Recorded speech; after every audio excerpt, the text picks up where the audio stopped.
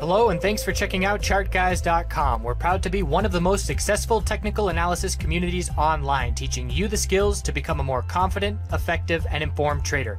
Join our community of hundreds of analysts worldwide working together to learn the charts, generate profit, and achieve financial independence. For access to daily live chart analysis and market coverage, a thriving chat community, along with dozens of hours of exclusive educational materials.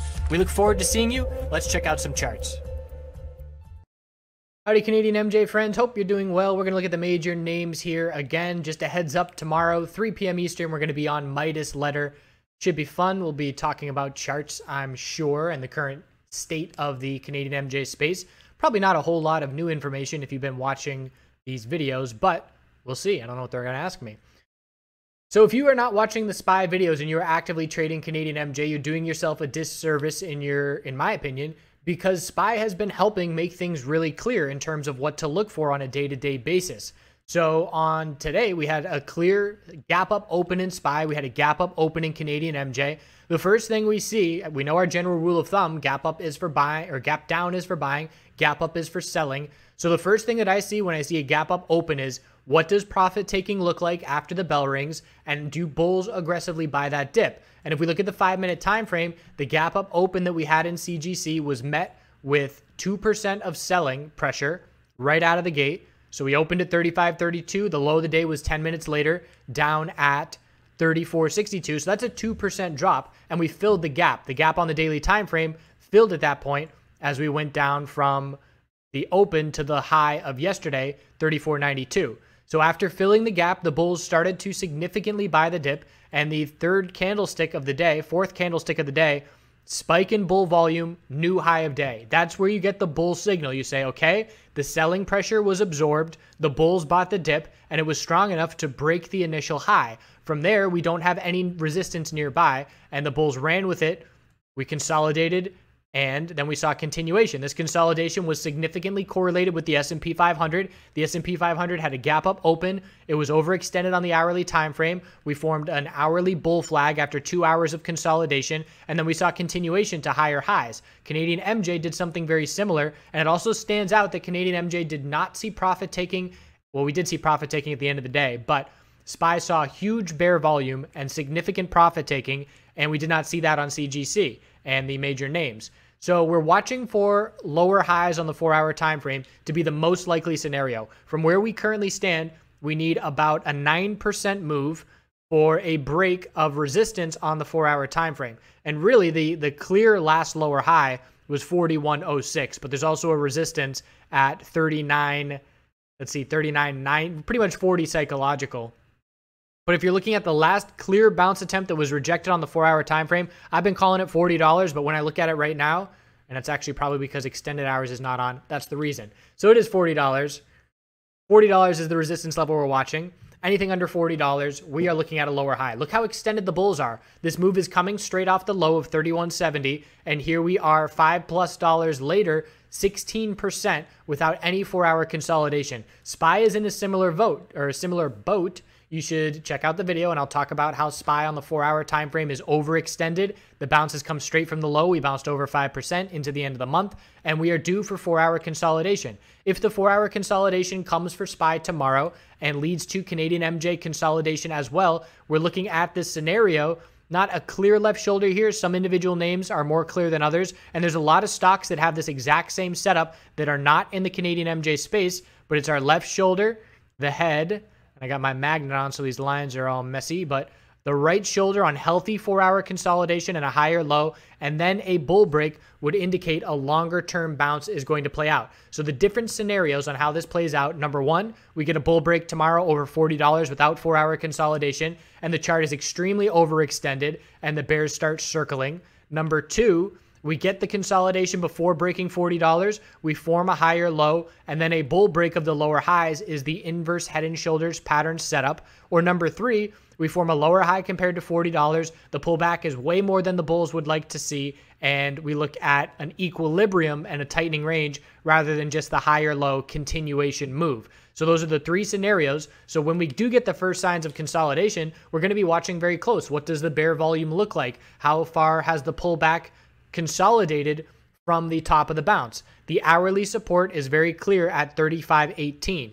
If the bulls can hold 35.18 all day tomorrow, that's a victory. If we don't lose the hourly uptrend, we're not going to see very significant 4-hour consolidation. Ideal scenario, in my opinion, would be a bull flag of healthy 4-hour consolidation and then a move to the upside. I personally, if I were bullish, I would want consolidation. Number one, to be more confident in, let's say if I have cash and I'm a bull, I want consolidation. Because if we break this $40 level, again, like I said, we're way overextended, where if we consolidate first and then get the bull break, I can act on that signal because the bulls took their breather, they took a little break, and then saw that resistance break. So it's all about $40 tomorrow. We will see where we open relative to 37.37, the high of the day.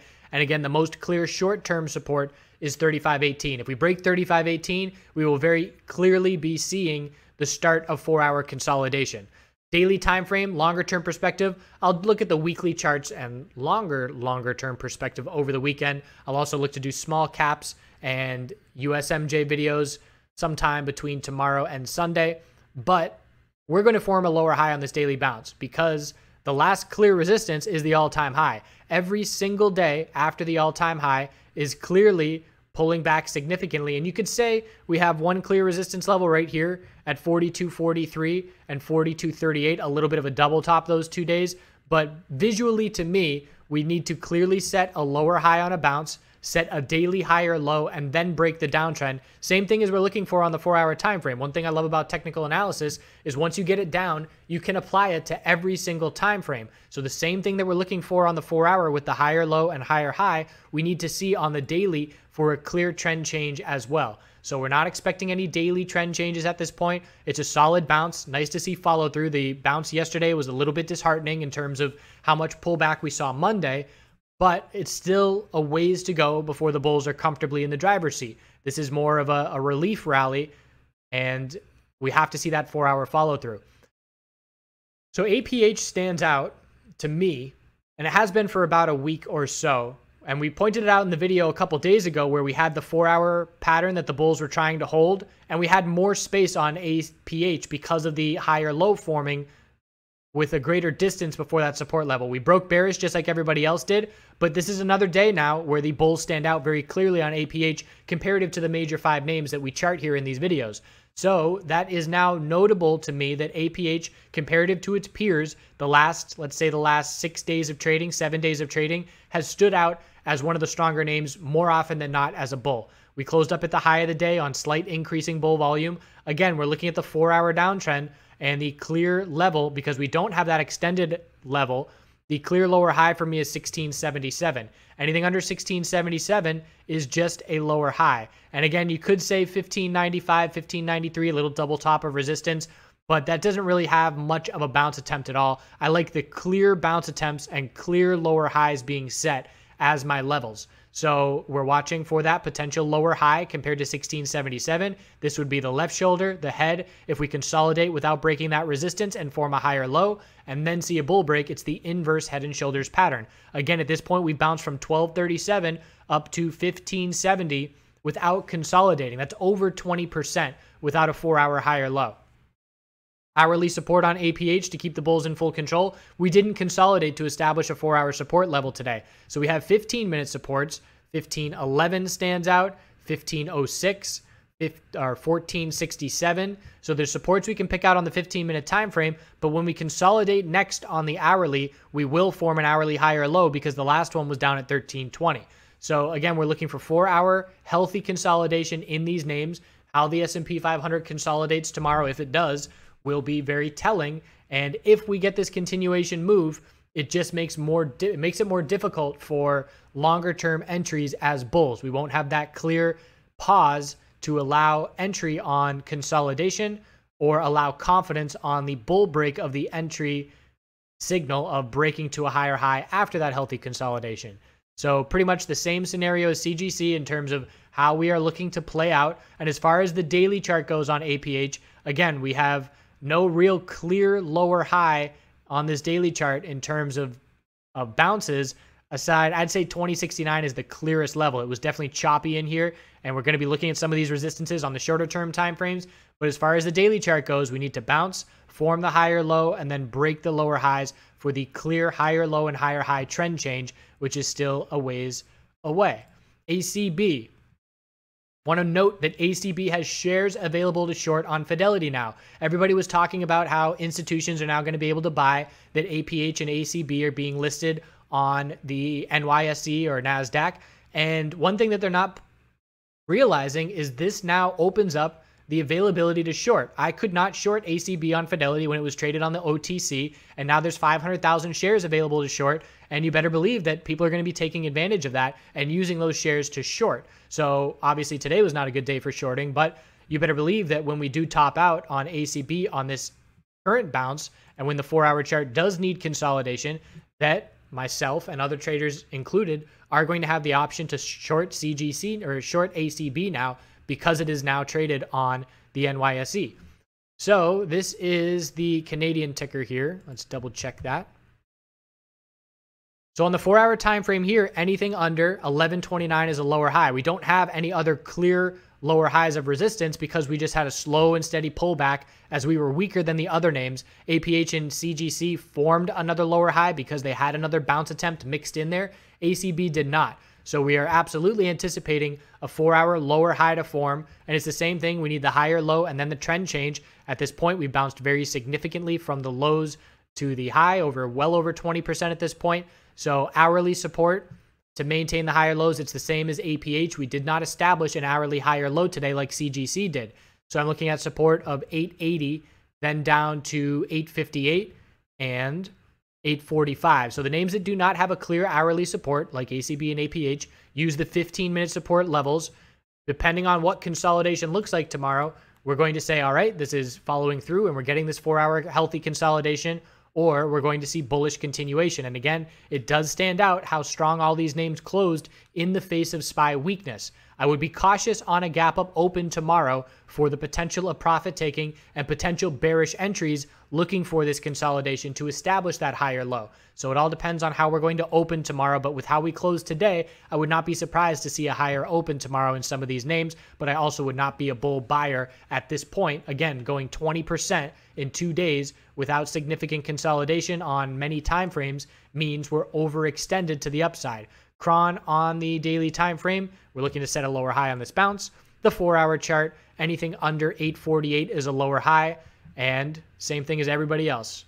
So this would be the left shoulder, the head. If we cannot break that resistance level and we consolidate, we form the right shoulder, and then the bulls have to break those lower highs with the inverse head and shoulders pattern that is potentially setting up if we do start to consolidate tomorrow. TLRY, also similar. Looks like consolidation's already started here. Didn't have as strong a close. So this is potentially the right shoulder already forming. On the 4-hour time frame, anything under 114.91 is a lower high. We got up to 101.78 and the consolidation has started. If we look on the hourly time frame, we had the higher low and that has broken. And this is exactly the kind of consolidation that the bulls want to see when we do see consolidation on the 4-hour chart on all these other names, because it's a lower high and a lower low on the hourly, but we didn't get any follow through. And it looks like that did occur.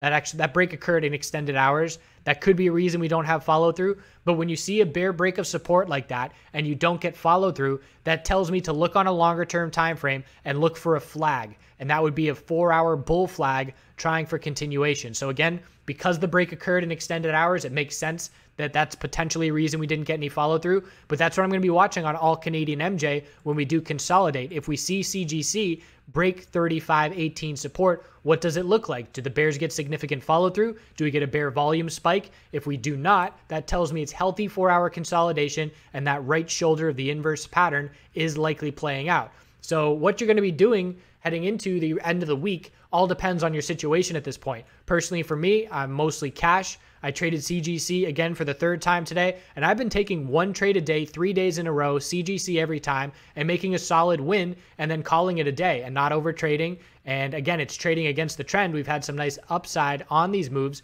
but just keeping that slow and steady every day, one step forward, adding to my account as my goal. If you are looking for more significant gains and you want a little bit more high risk, you're holding this move longer and you're using perhaps the hourly uptrend to be a signal on when to take profit. And those that have cash, again, the most comfortable entry that the bulls are going to have has to see some consolidation, because the last thing we want to see is a break of resistance, which would be almost a 30% move. It would be about a 25, 28% move to break that resistance without any consolidation. So again, to have the bulls comfortable, we need this right shoulder to form with healthy 4-hour consolidation.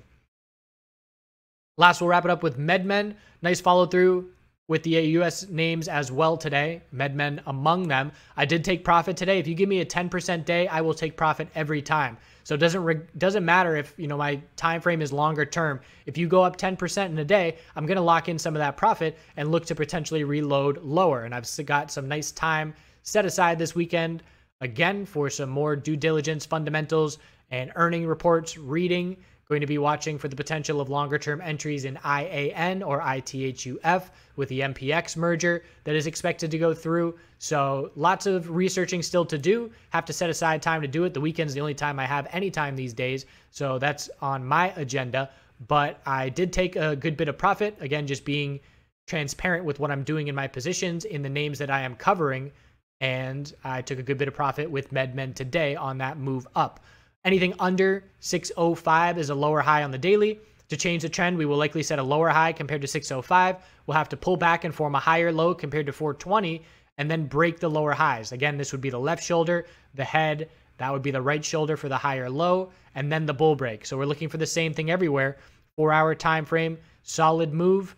Need the 4-hour higher low and higher high to confirm trend changes. Same as we're looking at for everybody. Note that SPY on the 4-hour, as I'll talk about in my video, broke the lower high pattern already. So did QQQ, which is the tech sector.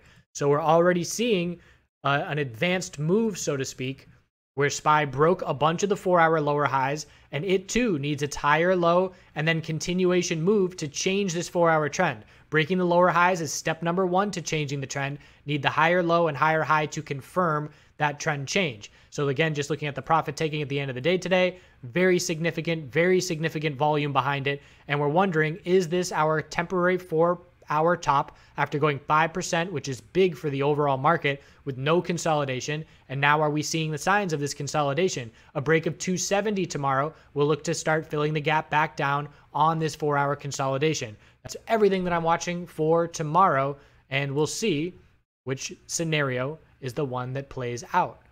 I appreciate you watching. Check out Midas live tomorrow, 3 p.m. Eastern. Continue to do good things out there, and we will see you tomorrow.